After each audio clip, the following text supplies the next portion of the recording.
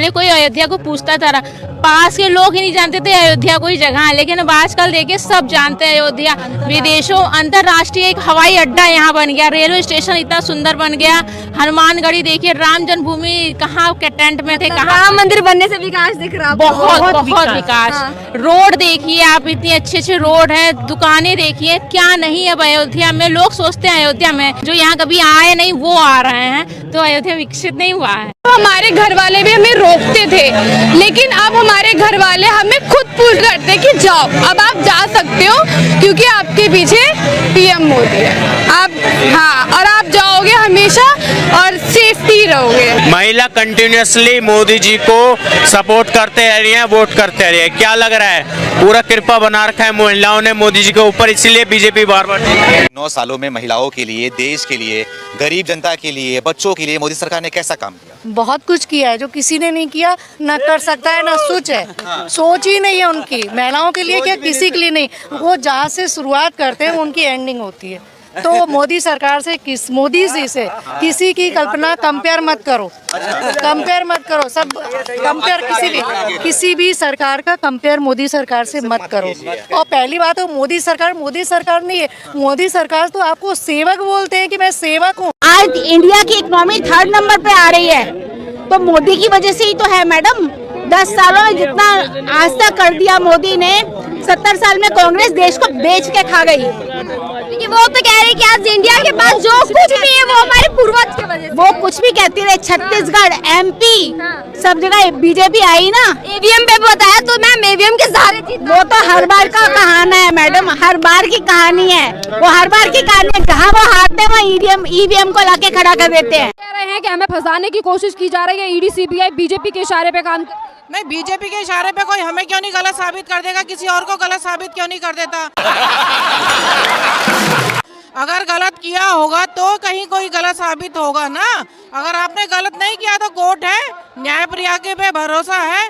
जब आप जीतते हो, जब बीजेपी आपको नहीं हराती है, जब आप हारते हो या गलत काम करते हो तो बीजेपी आपके पीछे पड़ जाती है। इनको शर्म आनी चाहिए, इन्हें शर्म आनी चाहिए, इन्हें माफी मांगनी चाहिए। राहुल गांधी जो अभी न्याय दिलवाने की बात कर रहे हैं, ठीक है, उनके ऊपर आप लोग क्या सोचते हैं? मैं तो राहुल गांधी को जानती ही नहीं हूँ।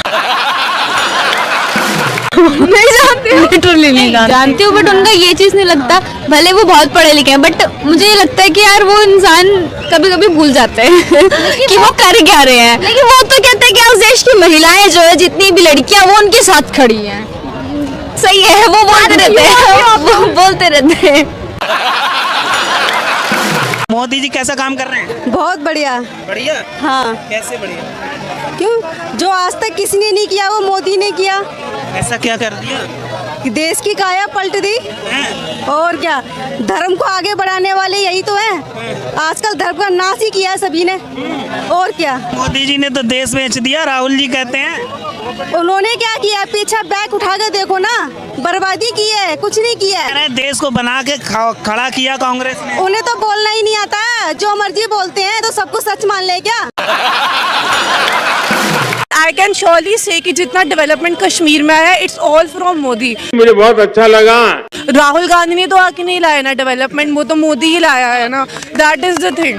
Do you believe in Modi said कि मैं जब ये तीसरा टर्म आ जाएगा मेरा, तो देश जो है वो 3rd नंबर पर लार्जेस्ट इकोनॉमी हमारी हो जाएगी? आपको भरोसा होता है जब ऐसा मोदी जी कहते हैं कि मोदी की गारंटी की बात होती है? देखो, बहुत चीजें थी जो पॉसिबल नहीं थी, बट अब पॉसिबल हुई हैं, तो ऑब्वियसली ये भी पॉसिबल होगा। आपकी अर्थव्यवस्था 5वीं बड़ी अर्थव्यवस्था बन चुकी है।